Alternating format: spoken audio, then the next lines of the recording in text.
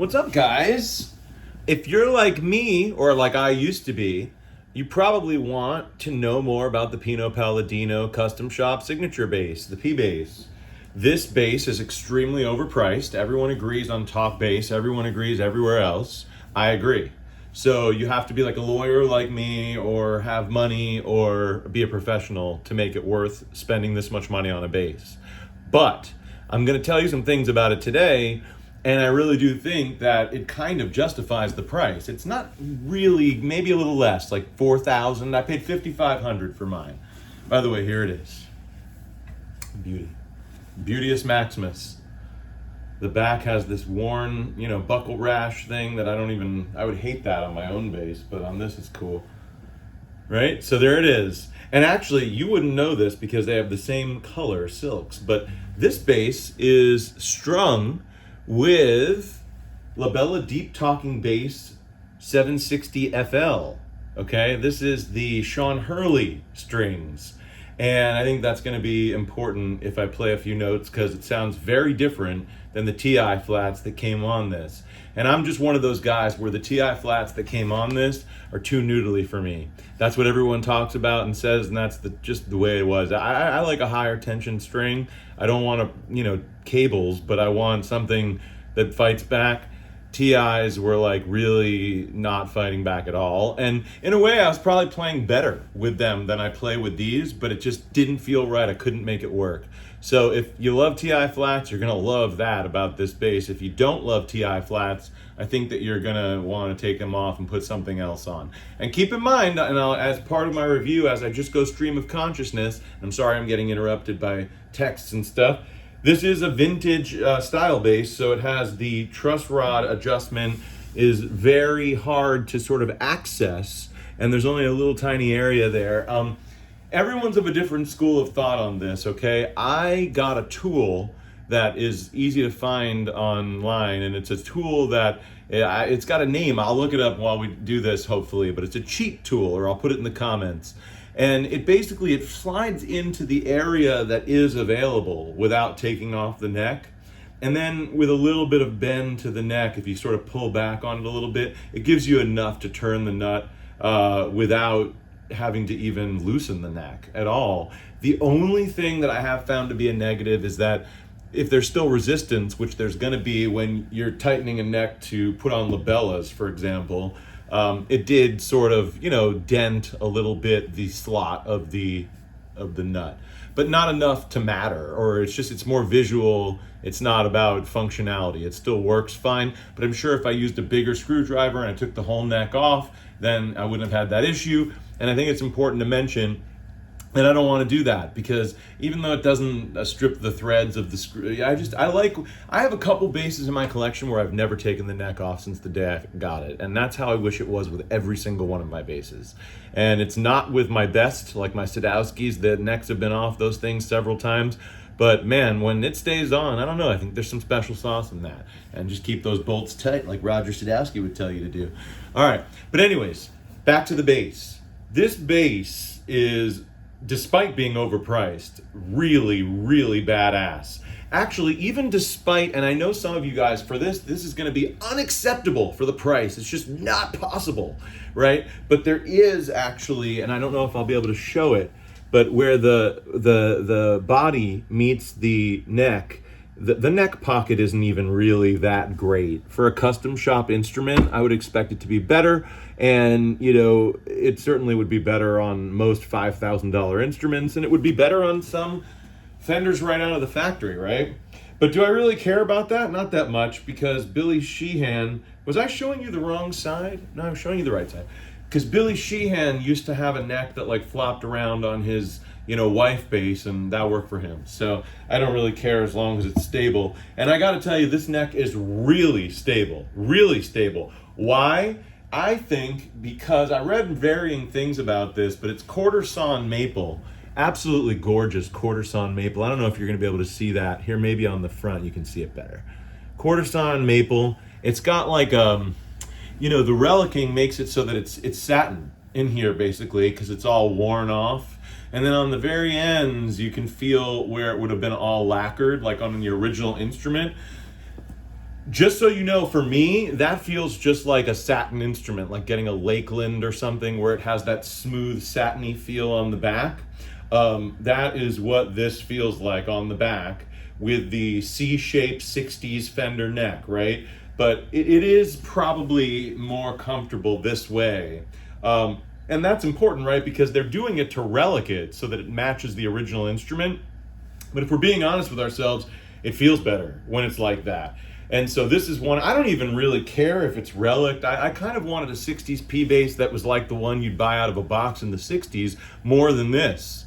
But I jumped on this for a lot of weird reasons. And ultimately, I find that the satin feel of the neck is really one of the sexiest parts about this bass, no doubt about it. So I love that. So, other things about it, gosh. I mean, first of all, you probably want to hear it, right? Let me get some... Right? Now that's tone at about 60%. And that's where I like to keep it. I can show you different settings. It'll get kind of ganky when it gets up to tone 100 and it gets really like reggae bass on the other end. Actually, that's something that's worth talking about. I'm not really on this review to play that much. I want you to get my personality and enjoy my impressions of this bass, which I think are accurate, and I think that they're going to translate into whether you should buy it or when you buy it, what you think or what kind of strings you want to put on. So let's talk about one other thing. I looked something up about this bass that's cool. These pots, right, are, I guess, taper pots, and they're not linear. Which I never knew about anything like that, but now I understand what that is. Like the last bit of travel on the volume pot, for example, is very extreme. Like in the last 20%, you get a huge boost in volume. But up until that point, it's sort of gradual, and even at the very beginning, you're not really even getting any volume from like the first 10%, right? So that's different than what I'm used to from just like a standard P bass that has a linear pot. And I actually think it's pretty cool because it does have this sort of vintage vibe of what I think it would have been like in the 60s, where it's like, turn that thing all the way up. Oh shit, that's loud as hell. Like something like that. And I guess that's also the way this pot works, the tone pot, because the tone also goes from like off, where it's like somebody sitting on your roof, and then on the other end, it's pretty extreme, and it kind of happens a lot towards the end of travel. So I've been finding that 50 to 60% spot sounds great playing at home. I saw in Sean Hurley interviews that he talks about having a bass like this, you should just crank the tone all the way to 100% when you're in the studio so that a producer can really work with it the best way, and that's probably true. But I haven't really played it that way, and I probably wouldn't play it that way live. I don't know that I agree with him as much as in a live setting as I do in a studio setting to give the producer whatever they want. But when in a live setting, it's so important it sounds good to you in your in-ears or on stage in your speakers.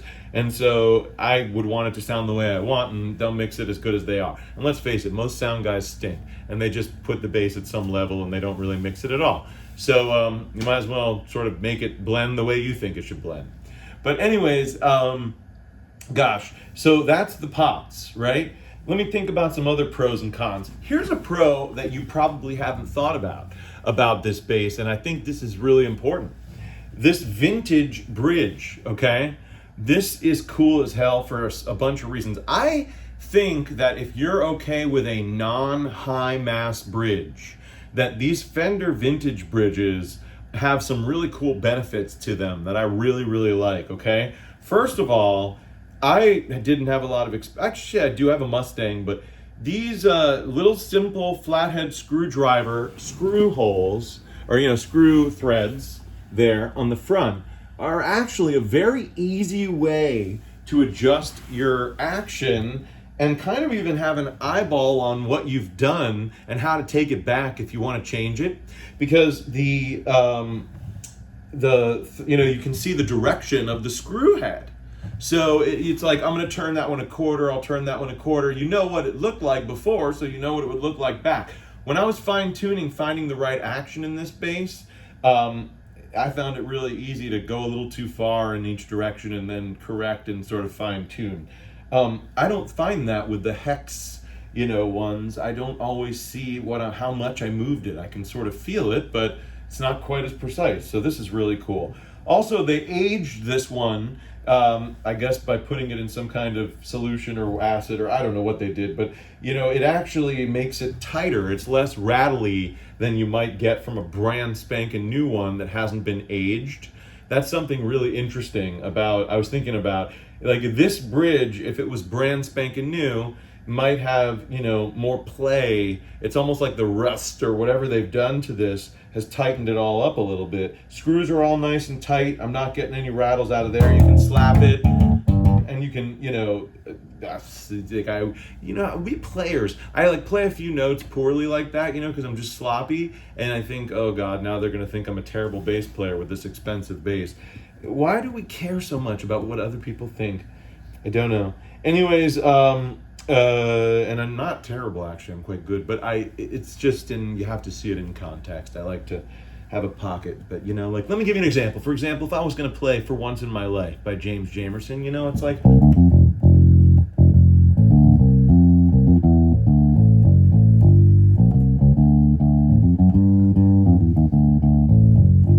right? So I can play, but it sounds great, right? And then you put one of these Nordy mutes on it, and boy, does it sound really 60s-esque. That's the next thing I should tell you about. So they put a custom wound 60s pickup. This is like their only on this bass pickup, I think.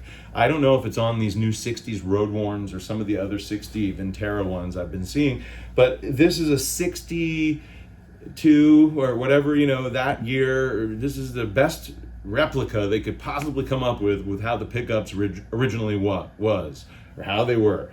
And I was actually really surprised by this, because I want to talk about it for a second, right? And I think it's one of the reasons that they paired this bass with the TI flats. I actually do. It's a dark pickup. Like the way I was explaining the tone pot, and like how if you roll it off, it sounds like boom, boom, boom, boom, boom. It really does. And even when you crank it all the way to tone full, it has the goink, but like it's fat and deep and like bassy. It's really bassy. And I think when people, I don't know, I don't have a lot of experience with vintage 60s P basses, okay? I'm not gonna lie, I've heard them on a million things, but I haven't played a lot. But when they talk about that special sauce that some of them have, I think that when they had pickups like this one, and I guess there's a certain capacitor in there that gives it a certain tone, it really is different than most P basses. My other 2011 American P bass that I have, I love it. It plays beautifully. It sounds great. But that pickup is not like I would think that this pickup is twice the size in terms of what is happening bass wise through this compared to that 2011 pickup, which I think is just a standard American P pickup. Okay, so that is super cool. And I think in a band setting, like loud, live, cranked, like that's just gonna freaking thump. And I think it's gonna be, that's where you're like, wow, this was worth the money, because I think your bass is just gonna sound insane. Okay, at least the bottom end will, and there's no reason not to get good mids on a P bass with flats. So I think that you know how to dial it in right, and it's going to sound sick. And this pickup is a big part of it. Other things worth mentioning: the color's badass. I don't really like Fiesta Red, but when you put it on top of this pink color that they did, I think that combo is really sexy. It definitely looks like a 60s or 50s car, which is what the original Fender colors were kind of like, pastel-y, and this one fits that bill very nicely. Yeah, I've showed you that the neck pocket wasn't perfect, but I don't know that really affects the tone that much. The tone sounds great. Roger Sadowski always says that basses acoustically sound a certain way, and the ones that sound the best acoustically tend to sound the best electrically, and I think he's definitely right. I don't know that they're always because they're lightweight, but most of the time he's right about that too. That's just my opinion. But this one's lightweight. This is 8 pounds, 10 ounces, okay, with no chambering. So for an alder body, maple rosewood, baseball bat kind of neck like this thing has, 8.5 pounds or so is pretty light. And this is a resonant instrument. I've always told people that because I'm kind of skinny, I've always enjoyed practicing with my head against the horn. And I've done that, my whole life. I've practiced, my scales or whatever, I do it like this, and I feel it, and it goes into my body, right? And I can really hear it. I can put my ear up against it. This bass definitely is killer acoustically. And that's another thing worth mentioning when we're talking about the price. I think that one of the things you pay up for a lot at the Fender Custom Shop is that they get the best selection by far of woods. I'm not sure you're going to find many 8-pound, 10-ounce Fender production models with an alder body coming out. So this is the lightweight stuff, probably the top 1% of the wood that the Fender people get out there. And that's my guess, but it seems like it. And that really goes a long way. Is it worth thousands of dollars? Maybe not. Is it worth $1,000 or $2,000? I think so, in terms of additional price over what a standard model might cost. And for example, this neck feels rock solid. I can tell you that once I got the truss rod where I needed it to be, this bass was dialed in and it has not moved one bit. I think sure, if I took it to a really humid hotel room or really humid somewhere or the opposite, it would probably move, but it really has been it feels like a baseball bat. I mean, it feels really stable. In fact, the guy I bought it from, Anthony at Empire Music in, I think, Pittsburgh area, great guy. Guy I bought it from, he said, these Fender Custom Shop necks, they don't really move. And I think he was right. It's like a Sadowski neck or something. I don't know. I don't think they reinforce it with any titanium or graphite or whatever in there, but they might, because it feels, but otherwise, if it's not that, it's just that it's a really hefty chunk of quarter sawn wood. And again, I saw debates on Talk Bass about, is quarter sawn wood really, better? In some ways it's worse, they're saying, right? Everyone's got their opinion. I think it's better. Okay, I have other Fenders, I have other bass level basses, and I have nice level basses that do not have quarter sawn wood, and I'm really enjoying that aspect of this, and I can tell that it's adding to the stability a little bit of the wood. Does it change the sound? I don't really know. 7.25 inch radius. So this is the old-fashioned curvature of the fingerboard. You can get that on a lot of their models now, but this has got it, obviously. It's a 62 reissue, I think. And you either love that or you hate it. I have, for someone with big hands who doesn't mind, it's also got the 1.7, I think this one has 1.74, but 1.75 inch nut. That is big and chunky, and so is the string space. So the string spacing and also the curvature of the neck is quite extreme. So you have to want a bass that's going to fight you back a little bit. Some people, their hands actually feel better on such a vintage radius. For me, I think it feels a little better on something flatter, but I also really enjoy playing on this radius neck and other 7 2/4 now that or 7 1/4, I'm sorry, now that I know, for example, my Mustang is the same. I like the way that feels in a way, and it's hard to explain, sort of, but it just sort of puts you in a position where I think the E and the G string feel lower, even if they're not, but they kind of are anyway because they're following the radius. And then the A and the D string are kind of the prominent middle strings, and you kind of are pivoting up and down off of the D and the A. And I love that sort of feel on both hands, but I could see how some people could hate it. And if you hate it, you can't do it. Like for me, I cannot play a Fender, well, I can play any bass, but I don't like playing a Fender jazz bass with a thin neck.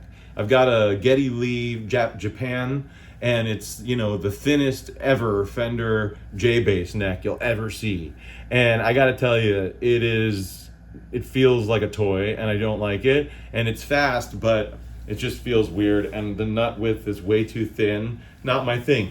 If that's the way you feel about P basses, especially chunky old 60 ones, 1960s ones, this is not your P bass, okay? So that's just something that's worth mentioning, and you should just continue watching this because hopefully I'm entertaining you, and I'm almost done. But let's go through some more things. There's a couple other things that I think are worth mentioning. You can see there used to be that bar here that you would put your hand and play like Leo Fender intended, and it's been taken off, and there's a couple holes there. So don't have, your kids playing around with like a, Q-tip or something in that area, because you'll have something lodged in your bass forever, although I'm sure that can get out. I kind of wish they had the original one on there, and I didn't know Pino took his off. And if he didn't, then I'm really annoyed that they did it this way. But if he took it off, I guess they had to keep it the way it's supposed to be, and that's fine. He took the ashtray off, or whatever, the ashtray here, I'm sorry, and the bell, right? I'm learning all this stuff over the years, like what these things actually freaking are. The bell and the ashtray, they took all that off, which is cool, and there's screws that are, kind of like rusty sort of seeming in place of where those things would go. I imagine you could technically buy one and put it on top if you wanted to make it more 60s-esque, and you'd have the screws ready to go in the right place. So they did do that, and that's accurate to the piece. Tort guard, this is nitrocellulose finish on the bass. I love that, and as somebody who plays a Sadowski and other high-end instruments, and also who has a 67, 66 Mustang vintage real bass with a nitro finish, it's just really cool. I think it's the best. It sounds great. It feels like it's going to age really well, and then it does age really well. It kind of cracks. The body on this shows the cracking that you see with that after 60 some odd years. And I don't know how they do it, but they do it very accurately, and it almost looks like reptile skin. And that's what they did. And it's really, really cool. Let's see, other things to talk about. Normal plate here, nothing really that exciting. I showed you the back. I think what is cool about being able to see this here in the back is that you can touch and feel the raw alder. And it's really cool. I mean, that's a really nice piece of alder that's pretty lightweight and resonant, and I like kind of having a connection directly to it. And even though that's kind of, I think buckle rash looks ugly, and unless it's my own bass, I don't love inheriting somebody else's or whatever they did at the Fender custom shop, but it's certainly not a big price to pay for this bass, and I think it adds some charm the way they actually did it with this one, and that's how I guess it is on Pinos. Getting close to the end. Next thing, the tuners. The tuners are a pain in the ass, if I'm being honest, and I'll tell you why. First of all, they're reverse, so you've got to go towards you to tighten them and away from you to loosen them. And that, for me, this is the only bass I've got that does that, and it's really annoying because I'm never going to probably get used to that ever, if I had to be honest with you. And also because they're old school, tuners, like old school 60s style Fender tuners, and they've also been put through the treatment that the bridge was put through. They also don't move that great. I mean, there's nothing broken or wrong about them, but if you don't have one of those drills or one of those cranks, it's like a lot of work on your wrist to crank these puppies up when I put the strings on. Lucky for me, you put flats on one of these things and you hope you don't take them off for 10 years, so who cares? But the point is, they're weird, and they're a piece. I mean, a period piece, right? I mean, that was what they were doing back then, so they are accurate, and I wouldn't want it any other way. But, I would love a nice new hip shot ultralight on my bass over that in, the perfect dream bass world. So, last couple things. Rosewood fingerboard. This is East Indian rosewood, no doubt about it. The ones in the 60s were Brazilian. I think they're very different. I want to say, and I'm going to quote one more time, the great Roger Sadowski, who I love. I really feel like this man taught me so much about the craft of making an instrument, what makes it great, especially Fender style, which is my favorite. I wear only Fender t-shirts half the week, so I'm a Fender guy. But I'm going to quote something he said, which is that Brazilian rosewood is actually brighter than people think. And a fingerboard especially, it's brighter for sure than this East Indian is. And the way I would describe that, because I can A/B this bass with my 60s Mustang and I can get an idea for what that feels like and sounds like. And the Brazilian, it's almost like it pops a little bit more, it pings a little more off the board like maple does. But I don't want to make a maple comparison, but it really, like that bloom that East Indian has is more exaggerated on East Indian than it is on the Brazilian, and the Brazilian has more of a bang, like a pop. And so this is very, very, mushy and soft and bloomy sounding, right? Like, let me show you like the tone knob. Look at how dead it goes. Right? But if you're trying to go like, it's going to sound great, so it's fine. And then all the way up, the Sean Hurley mode. I mean, that sounds to me way too like ganky, You know, I'm not a George Porter or like, I don't know, like I don't like that, but it's there, and I could see how a producer in the studio might want that from the perspective of just having as much tone and then being able to tame and compress, etc. But I like it right in there, right?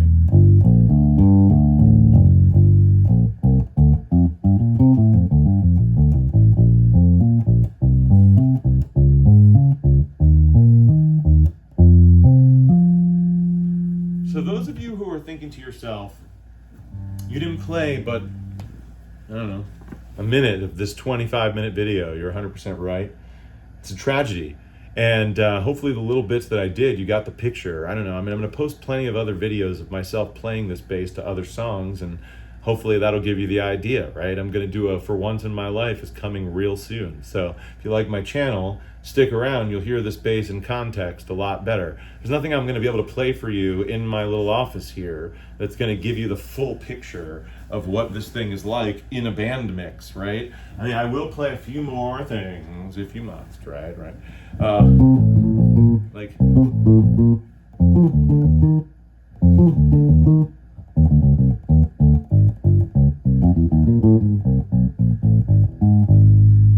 sounds like a P bass, right? Which sounds like as good of one as you're gonna ever hear. I don't know, maybe there's a few that sound better. I'm sure there's some vintage ones that are just as good. Anthony from Empire said, you know, I put this thing next to like real 62s, and there's some benefits to one and there's some benefits to the other. So you're in the right ballpark for $5,500. I think they actually went up in price a little bit. It's crazy. This is like, we're in a world where you're gonna start needing to expect that like a regular Fender is gonna cost $2,000 plus soon. So I don't know. I mean, it's all, hopefully you keep it in good shape. It appreciates well. Anyways, that's my review. This is the Pino Palladino bass. I highly recommend putting these labellas on. I will say this, if I could do it over again, I would love to consider putting a string more like the Labella Olinto flat on this. And there are some other flats with more mid-range that I might want to put on this bass.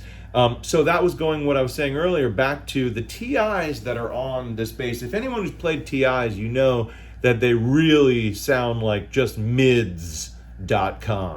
They should just have that, you know, website, because it's really like you're not going to get better mids than that. Crunch, cut, ooh, but kind of like tame on the lows, and then when the tone's all the way up, the highs are like crackling highs, like really high.